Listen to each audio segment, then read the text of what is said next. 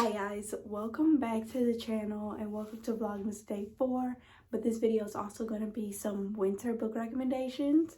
Technically it's not winter, but it is for me.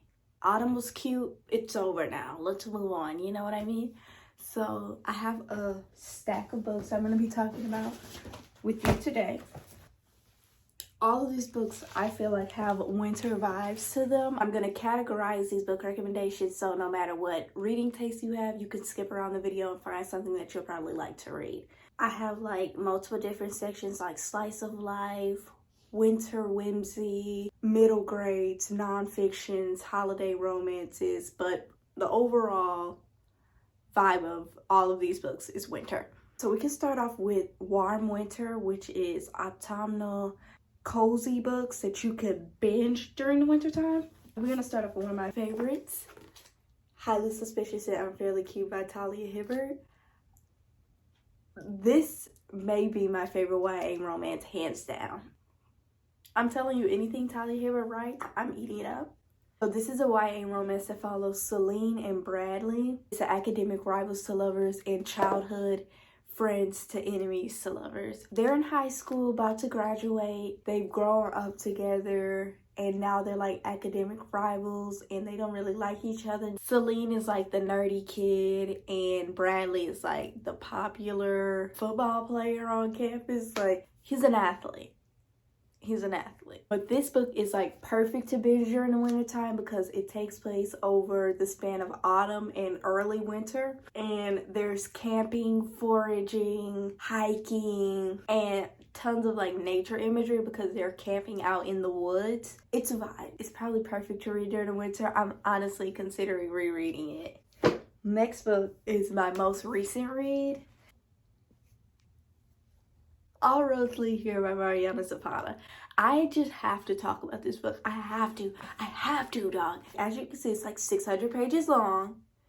Still read this book. Don't even read the synopsis because the synopsis does not do it justice. This book is a book you can absolutely binge in a week. I'm telling y'all, I pretty much canceled all plans this past week while I was reading this book, and I just focused on reading this because priorities, and also because Mariana Zapata's writing style is so addictive. I literally could not stop reading. And if you watch vlogmas days 1 to 3, you will see the process of me reading this book. I was having a grand time. So this book takes place in a small mountain town in Colorado, and in this town there's like cabins and rivers. The main character is a hiker. Her name is Aurora. She's a hiker. So the scenery around the house is described vividly in the book and there's a bunch of nature imagery. But pretty much Aurora goes to the small town of Colorado, which is her hometown, to honor her mom's death by hiking because that's what her mother loved to do when she was living in this small town. So Roy goes there to do the same, and there she ends up renting out property owned by Tobias Rhodes. Y'all, I'm telling you, I'm married to that man. He is like very reclusive. He's also a single dad, but there's a whole story to that. Like, you'll get the backstory of that when you read it. He's just a grumpy, quiet guy. Shut up. And it's just so good. I literally did not want this book to end. So single dad, grumpy sunshine, slow burn. Okay, if you hate slow burns, baby, don't even pick this book up, okay? Because I mean, like, right here is when they actually started dating, or like even admitting that they like each other romantically. But it was so addictive. I loved it. I ate up every page. And of course, it's also a small town romance. Go binge this in front of the fireplace, I'm telling you. I outdid myself with that coffee this morning. Next one is some hot girl essays and nonfiction. I'm also going to throw in short stories. Nonfictions may be my favorite genre of the year because I've read quite a few nonfiction and I've loved every single one that I've read. We're going to start off with the one book that I don't own, which is The Will to Change by Bell Hooks. This book is all about how the patriarchy negatively impacts men and the importance of their role in dismantling the patriarchy. It talks about the ways in which women perpetrate the patriarchy.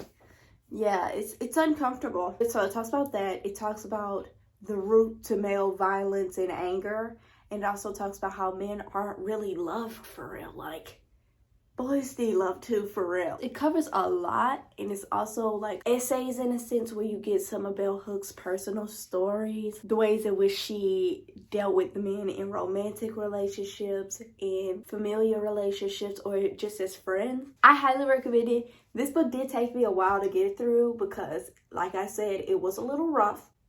It was a little bit rough and it triggered a lot for me. Read at your own caution, but still read it. Then we have my current read, Feel Free by Zadie Smith. I just adore this woman in general.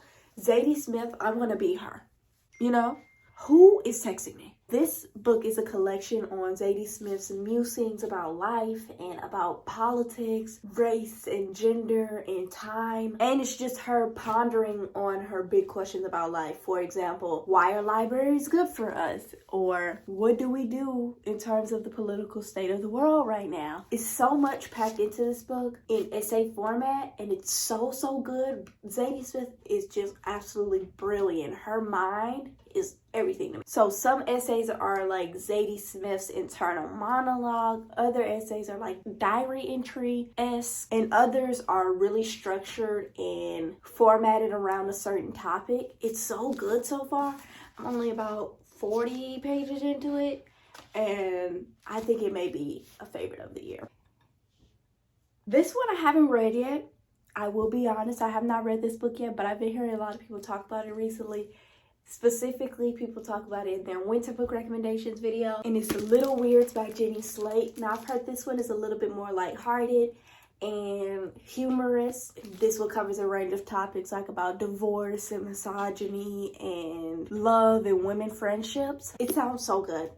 And I also heard that it's just very comforting, so it really fits with the winter vibe. I'm gonna read it soon, hopefully, and I'll check back in with you, of course. Now for the one short story book recommendation that I just have to talk about because I don't think I've talked about it on my YouTube channel yet, or maybe talked about it once. The Secret Lives of Church Ladies by Deisha Philyaw. I read this, but this is a collection of short stories all about the secret, sinister lives of church people, church folk in general, not just church women, but it covers things like adultery and toxic mother-daughter relationships and the ways people in the church do things that kind of go against Christianity. It's like, baby,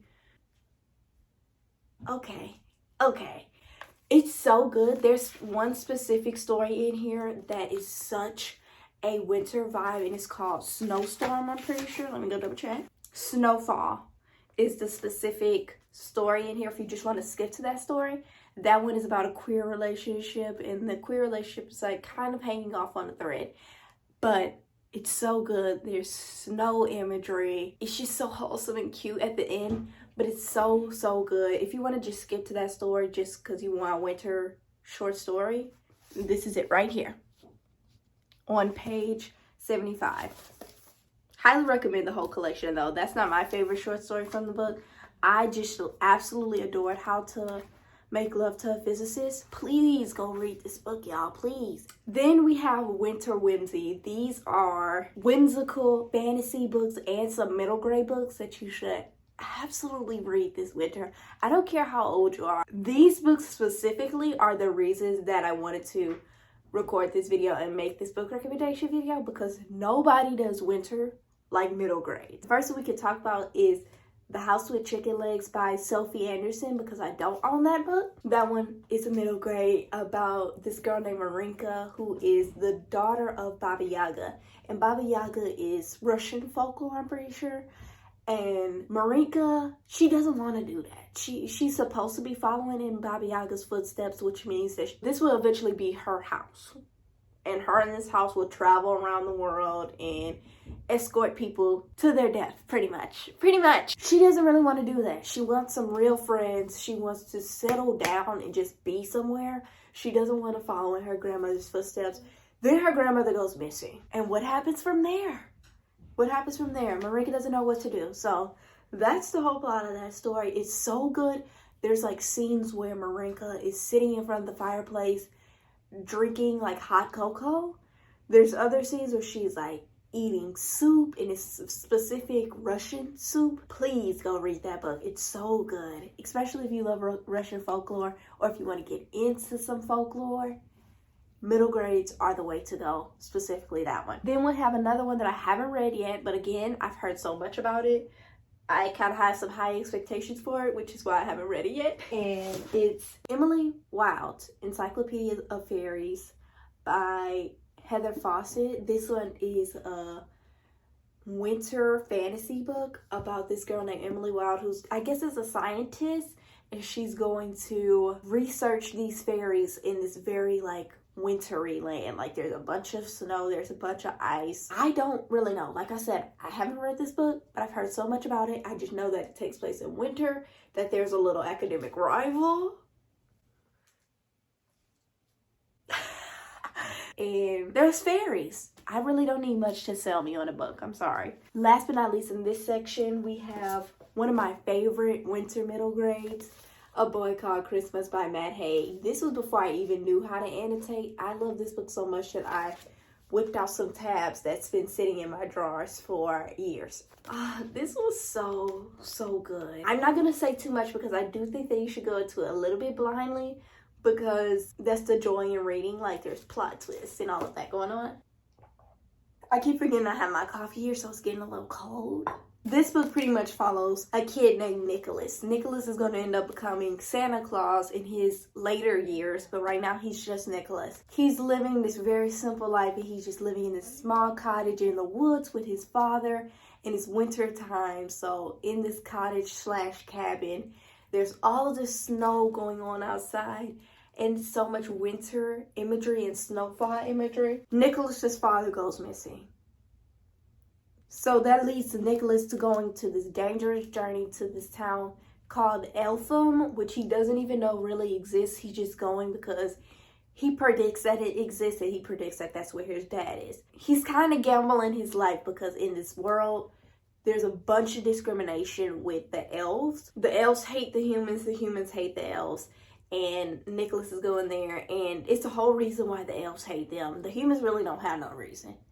You just hate them, baby. Just be honest. But the elves, they got some story. That's all I'm going to tell you, because you should go into it pretty blindly because it's so good. But just know that there's a bunch of baked goods. Like, there's gingerbread and candy canes and stuff like that all throughout the book. And that's what they eat, like, for breakfast. It's so good, and it's just the winter book. Then we have some late night horror novels. I don't know about y'all, but winter screams horror to me. Whenever winter comes around, I'm in the mood to read horror books. We can start off with my favorite book right now, which is another really recent read, Beloved by Toni Morrison. Everybody told me it was good, but experiencing it for myself, life-changing. And that's how all of the Toni Morrison novels that I've read so far have been. Sula, I'll never recover. I think about it daily. This one is a horror novel, and it takes place chattel slavery / post-chattel slavery, kind of in the midst of the end of slavery. And it follows this newly freed woman named Setha. Setha is living in this house that's haunted. Now, I'm going to give you some backstory on Setha. This is not really a spoiler. Setha has attempted to kill all her kids. She was once enslaved. Her slave owner found her, and she attempted to kill all 3 of her kids and only succeeded in killing one of them, her name being Beloved. Beloved comes back. Beloved's reincarnated. Now that I'm thinking about it, while I was reading it, it was just a little bit eerie.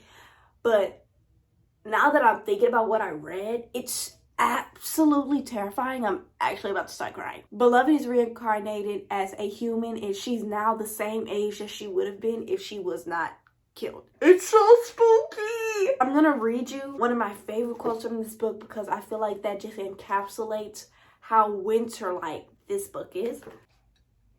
This is on page 213, just in case you are wondering. She slept instead and woke, still smiling, to a snow-bright morning, cold enough to see her breath. She lingered a moment to collect the courage to throw off the blankets and hit a chilly floor. For the first time, she was going to be late for work. There's so many small paragraphs like that are just full of winter imagery. Like, you know exactly what she's talking about with that, right? And then this is another one just to convince you furthermore. Made giddy by the cold, they returned home. The clothes would thaw slowly to a dampness perfect for the pressing iron, which will make them smell like hot rain. It's so good. It talks about the terrifying psychological after effects of slavery. It's so masterfully done. It's so good and so dense and so layered. I really wish I could like ramble on and on with somebody about this book, because good God almighty, go read this book. Please go read this book. Even if you're not interested in horror, this is also a classic. But even if you're not interested in horror, you'll still eat this up. I'm not a horror reader. I get spooked easily. Now, for the right person, this will make them tremble and sob, because there's some evil folks out here that need this book in their life. That's why it's a banned book, Pookie. Cheers. Go read this. Then we have a book I've been waiting on talking about. I've been waiting to recommend this one to y'all. Bad Cree by Jessica Johns. I've talked about this quite a few times on my channel. This one is one of the first horror novels that I read that I was like, you could do horror like this? This is my type of horror. This book follows a girl named Mackenzie who is being haunted by her dreams. Haunted or hunted by her dreams. These dreams are dreams about her sister that died in her hometown, and they're kind of luring her back to her hometown.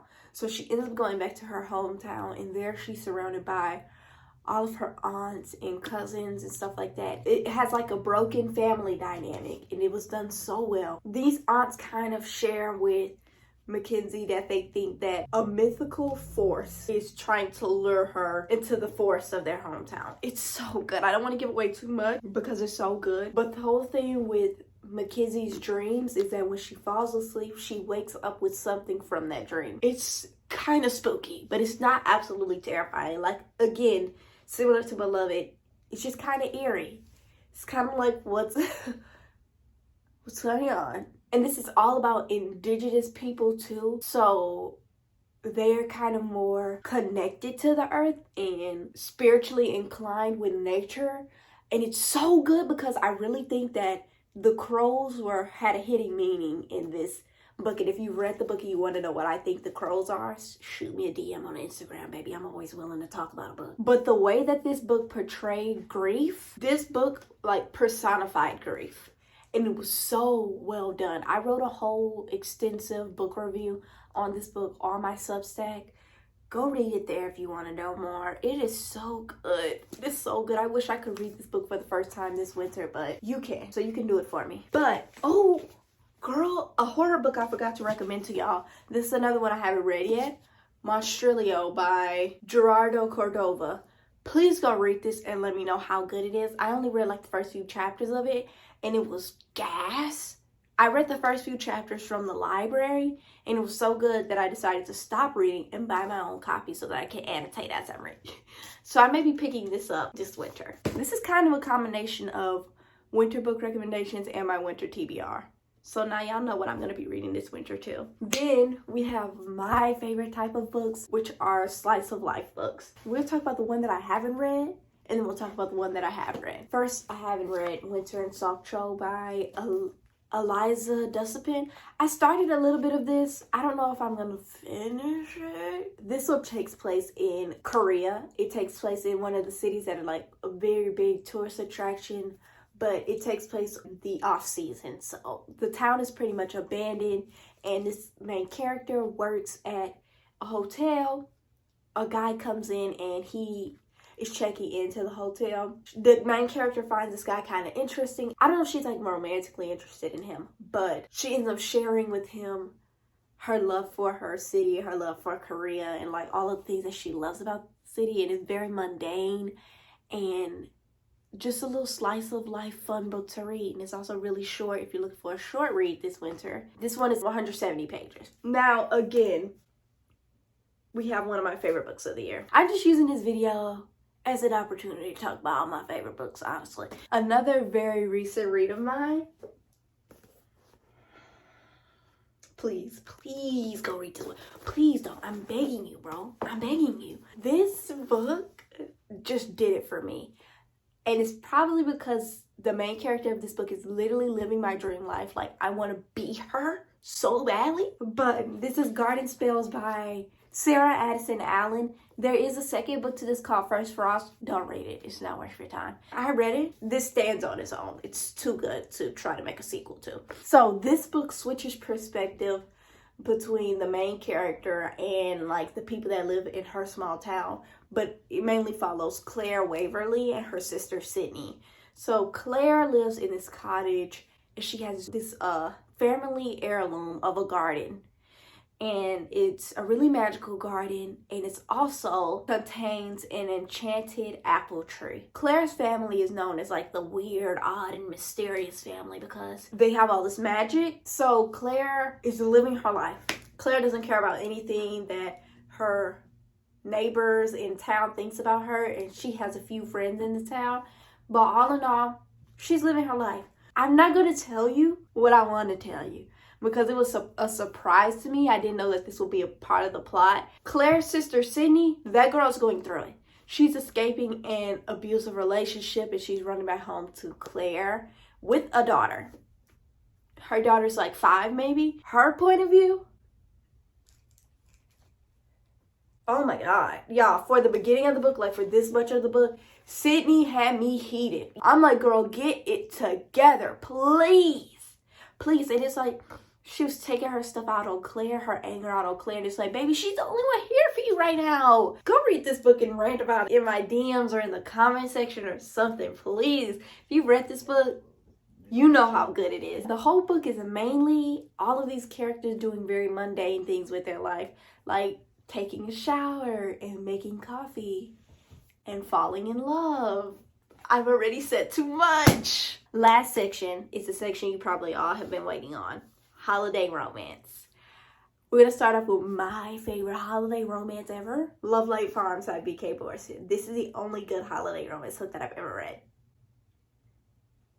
This one follows Luca and Stella. They are best friends. They run this pine tree farm together, and Stella enters into this grant where she has to portray her farm as like this really romantic place to be, so that she can win like $10,000. And she is in debt, y'all. Like, she needs this money so bad. Or $100,000 or something like that. But in order to make the farm seem more romantic, she decides to fake date Luca.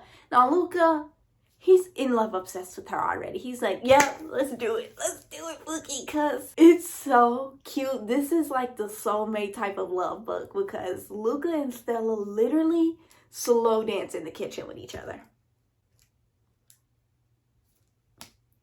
When they're arguing, they're in the middle of arguing, they start slow dancing. And it's all of the winter feels literally perfect because it's, like I said, it's taking place on a pine tree farm during the winter. And they live in like this little cabin. Oh, it's so good. Then we have another book that I haven't read yet. A Mistletoe Affair by Farrar Rashan. What I've gathered from the back of the book is that this is a single dad romance. There's a little bit of drama going on. And the main character is a hopeless romantic. And apparently the main character is really close to the love interest's son. So he sees her like taking care of his son and like really loving his family. He's like, wait a minute, Pookie, what's going on? That's what I've gathered. I haven't read it yet. If you've read it, let me know if it's good. I'm gonna read it this winter, so I'll find out very soon. Those are all my book recommendations. Let me know if you've read any of the books on here. Let me know if you've read any of the books that I have not read yet, and hype them up to me so I can actually read them. Hope you found something new to read, and I hope you have a wonderful day. Bye-bye.